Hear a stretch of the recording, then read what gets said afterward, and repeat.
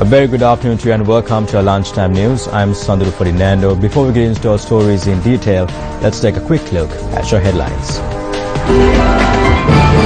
Court orders to expedite the investigations over the murder of Wasim Tajuddin.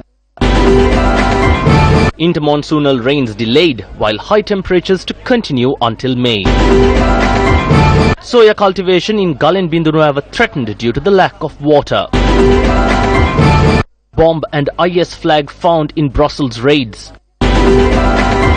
Usain Bolt to make Rio his last Olympic Games. Starting off with our top stories in your local news, Parliament will convene at 1 this afternoon. Our parliamentary correspondent Amasri Bandara said that the agenda includes 14 questions for which answers will be sought. An adjournment motion over the statement made by Prime Minister Ranil Wickremesinghe on the government's economic policy will be taken up for debate today in Parliament. Quoting the Minister of Power and Renewable Energy Ranjith Siambalapitiya, our parliamentary correspondent reported that the report of the committee appointed by the Minister to inquire into the sudden power failures that took place in the recent past and other reports will be presented to Parliament today. Colombo Additional Magistrate Nishantha Pires today informed the officer's Criminal Investigations Department to expedite investigations into the killing of Rugrite Wasim Tajuddin. The order was issued by the additional magistrate when the case was taken up today. The officials at the CID informed court that the investigations into the killing would be completed as soon as possible. The hearing was postponed to the 29th of this month. Director of the Department of Meteorology S. Premlal says that El Nino is a climate cycle has resulted in the country to experience warm temperatures. He adds that the delay in the intermonsoon rains will attribute to a low amount of rainfall during this period. The Department of Meteorology goes on to say that dry weather will prevail over most parts of the island. Holiday leave of the officers from the Department of Wildlife Conservation based in Badul district have been cancelled temporarily. R.M. Vijaypala, the district wildlife officer speaking to Newsfirst, said that this measure was taken aimed at controlling wildfires that may arise due to the dry weather. A fire has erupted in the Goonkale estate in area in Namunukula last night. The Department of the Forest Conservation said a team has been dispatched to contain the fire. The department also stated that a team has also been sent to Supagolla area in Uwapuramagama to contain another fire. Minister of Housing and Construction Sajith Premadasa presided over a meeting in Uwapitagoda, Ambalanthota. සජාතික පක්ෂය සම්ප්‍රදානුකූලව හඳුන්වලා තිබෙන්නේ ධනපති පන්තියේ පක්ෂයක් හැටියට. The United National Party has traditionally been known as a party of the capitalists. However, under our leadership, we have created a new capital tax. We have planned to utilize those funds for the needs of the community. If the United National Party is the party of the capitalists, how would we impose a capital tax? That would directly affect the millionaires. None can criticize this. During the past, the rich were given the benefits. They were not taxed. Rather than taxing them, they were granted concessions. ලොකුම මරුපහර එල්ල වෙන්නේ කෝටිපතියන්ට. ලොකු දහනපතියන්ට. කිසිම කෙනෙකුට මේක විවේචනය කරන්නට බෑ. ඇයි? පහුගිය කාලේ පෝසතුන්ට වැඩි සැලකිල්ලක් ලැබුණා. පෝසතුන්ට වැඩි බදු ගැහුවේ නැහැ. පෝසතුන්ට බදු ගහනවා වෙනුවට බදු සහනයි දුන්නේ. Ranjith Bandara, the Minister of Public Administration and Management, attended an event in Badalkumbura. The event was held to declare open the road leading to the Nakkala village in Badalkumbura. The twice defeated Mahinda Rajapaksa is now protesting. He cannot topple the government. I attended a meeting with Sumedha and arrived here. She too will vote for the government. We have 160 members in Parliament. How will Parliament be toppled? Are they trying to do it by smashing coconuts?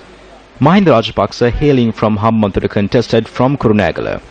There's a drought in Kurunegala and Hambantota because of the smashing of coconuts.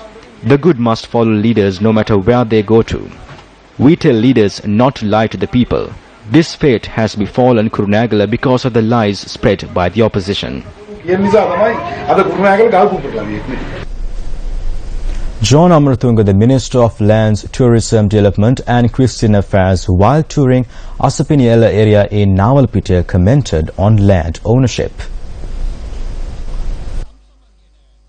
The event was held to commence a number of development programs to promote the area as a tourist zone. A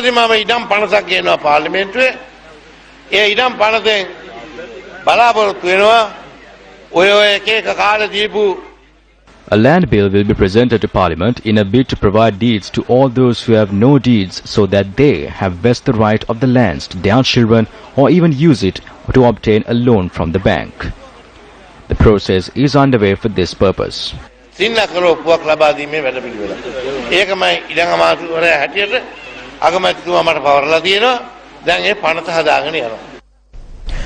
The Ministry of Health says that 50 patients have been diagnosed with HIV/AIDS thus far this year. Director of the National Sexual Transmitted Disease and AIDS Prevention Program, Dr. Cecilia Lianage, stated that an average of 20 persons were tested positive for HIV/AIDS over the first few months of the year.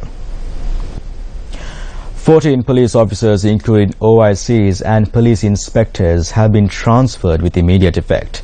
The police media unit said that among the officers are police inspectors and chief police inspectors.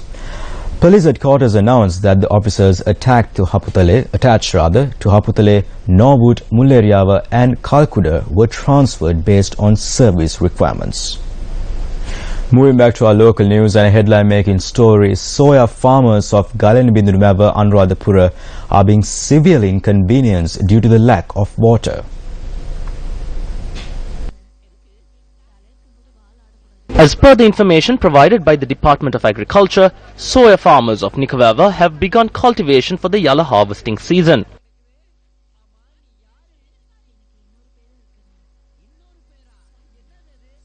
The farmers expect to reap their harvests in another 15 days.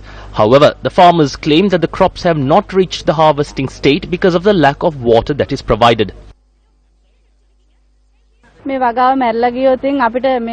If these crops die, we will have no way to survive. We have pawned our jewelry and we are in debt.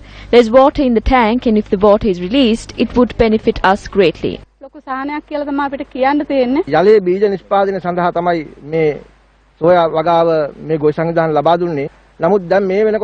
It seems to us that the department and the officials are not interested in our matter. We urge the government to provide us with water for farming. If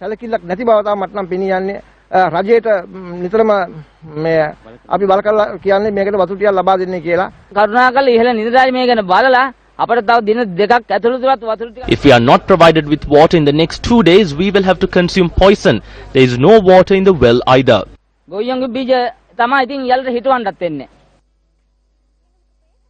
When Newsfirst inquired, the Department of Irrigation of Huruluwava said that the period of providing water for these cultivations had expired. The department adds that due to this reason, they cannot release water. However, the farmers say they could not engage in cultivation during the said time period due to the dry weather conditions. In more local news, a body of a male was discovered from the National Youth Services Council premises in Polgolla. Preliminary police investigations revealed that the deceased was a security officer attached to the National Youth Services Council in Polgolla. Relatives claim that they are suspicious over the cause of the death. The post-mortem examination took place yesterday, and our correspondent reports that the body was moved to Kandy General Hospital. And with that, wrap up lunchtime news. Do take care and have a good day ahead.